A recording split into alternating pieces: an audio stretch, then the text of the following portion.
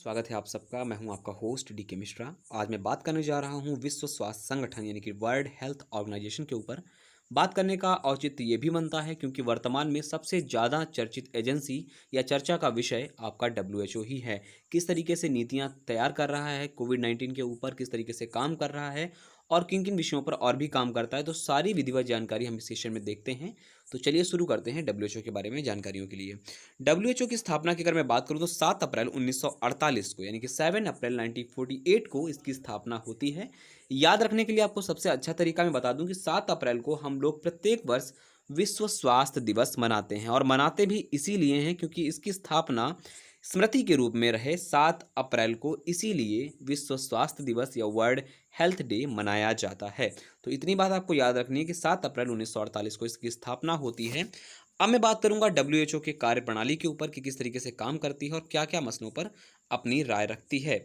तो मैं बात करूं, यह जो एजेंसी है यानी कि डब्ल्यूएचओ है, विश्व स्वास्थ्य संगठन है, यह एक तरीके का अंतर सरकारी संस्था है जो दुनिया भर में स्वास्थ्य संबंधी मामलों पर रिपोर्ट रखती है। और किस तरीके से स्वास्थ्य संबंधी मामलों पर रिपोर्ट रखती है उसको मैं बताता हूं।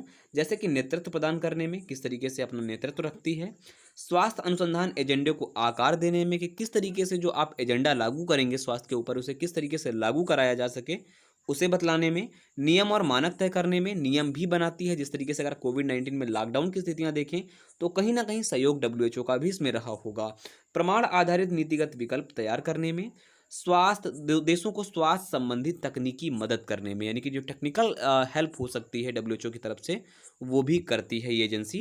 स्वास्थ्य संबंधी रुझानों की निगरानी व आकलन करने, आकलन किस लिए कह रहा हूं मैं ये आपको आगे पता चल जाएगा। तो देखते हैं आगे भी चीजें। वर्तमान में डब्ल्यूएचओ के टोटल 194 सदस्य देश हैं यानी कि 194 कंट्रीज मेंबर हैं डब्ल्यूएचओ के। और कौन कौन नहीं है तो लिंकेस्टीन, कुक आइसलैंड और न्यू को छोड़ करके यूनाइटेड नेशन के सभी सदस्य राष्ट्र इसमें शामिल हैं। यानी कि जो 3 हैं जो यूनाइटेड नेशन में तो हैं लेकिन डब्ल्यूएचओ में कार्य नहीं करते हैं, ये बात आप याद रखिएगा।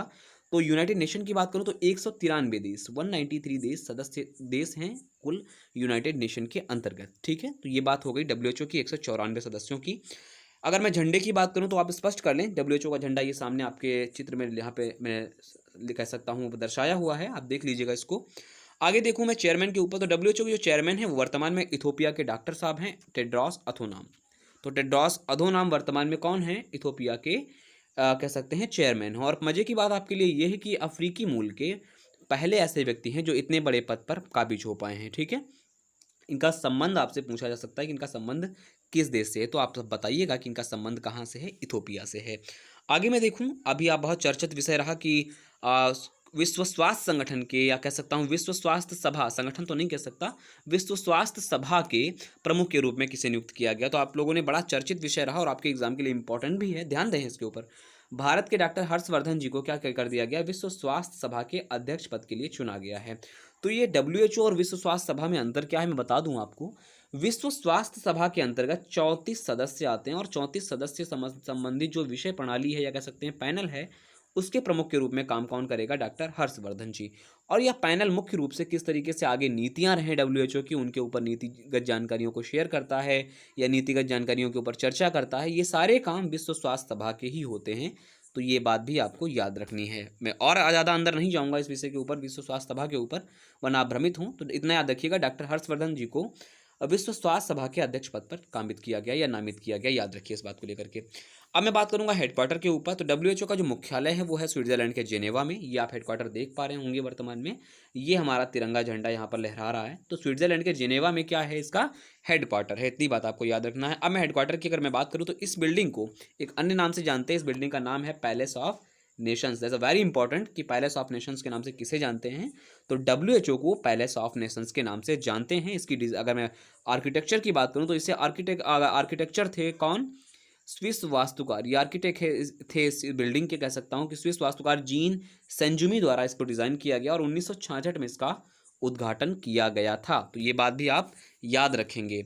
अगर मैं बात करूं, विश्व स्वास्थ्य संगठन अपना प्रत्येक कार्य जितने भी काम होते हैं वो अलग अलग देशों में, कह सकता हूं सिटी जो कंट्री कार्यालय होते हैं या कंट्री ऑफिस होते हैं उनके द्वारा काम करता है। अगर मैं बात करूं भारत की तो भारत में यहाँ का कंट्री कार्यालय है नई दिल्ली में, डब्ल्यूएचओ का कंट्री कार्यालय नई दिल्ली में है। अगर मैं बात करूं इसमें भारतीय संदर्भ में कि डब्ल्यूएचओ किस तरीके से काम करता है, तो डब्ल्यूएचओ विश्व स्वास्थ्य संगठन मात्र नवजात, बाल व किशोर, संचारी व असंचारी रोग नियंत्रण, स्वास्थ्य सेवा प्रसार, सतत विकास, स्वास्थ्य पर्यवेक्षण, स्वास्थ्य तंत्रों का विकास। तो किस तरीके से मैं एक-एक चीज़ को समझाने का प्रयास करूँगा, किस तरीके से मातृ दर क्या चल रही है, नवजात दर या बाल मृत्यु दर, बाल जन्म दर, ये सारे विषय सारे कौन आँकता है? डब्ल्यूएचओ ही आँकता है।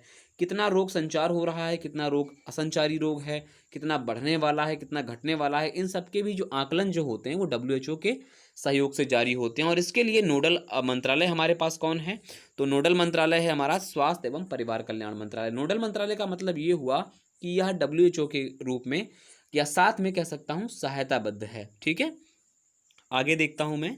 तो मुख्य प्रमुख प्रकाशन ये आपके लिए बड़ा इंपॉर्टेंट है कि डब्ल्यूएचओ कौन कौन सी रिपोर्ट जारी करती है, ये बड़ा इंपॉर्टेंट है आपके लिए। तो याद रखिएगा, the world health report WHO जारी करती है प्रत्येक वर्ष, और वर्ल्ड हेल्थ स्टैटिक रिपोर्ट जारी करती है, international travel and health report जारी करती है, इंटरनेशनल हेल्थ रेगुलेशन किस तरीके से जारी करती है ये भी एक रिपोर्ट है, the international classification of diseases इसके ऊपर भी रिपोर्ट जारी करती है, और इंटरनेशनल फार्माकोपिया रिपोर्ट ये भी जारी करती है। तो इस तरीके से प्रमुख जो प्रकाशन है डब्ल्यूएचओ के, ये रहे आपके सामने प्रकाशन। तो ये मेरा प्रयास था कि डब्ल्यूएचओ के बारे में आपको बेसिक से बेसिक जानकारी मिलती रहे। आई होप आपको वीडियो पसंद आया होगा। कोई राय अगर आपको लगती है कि मुझे देने योग्य है तो निश्चित रूप से कमेंट बॉक्स में दीजिएगा। वीडियो अगर अच्छा लगता है तो लाइक करें, शेयर करें, कमेंट करें, और चैनल को सब्सक्राइब करना ना भूलें। बने रहें हमारे साथ नए वीडियो के लिए। नमस्कार।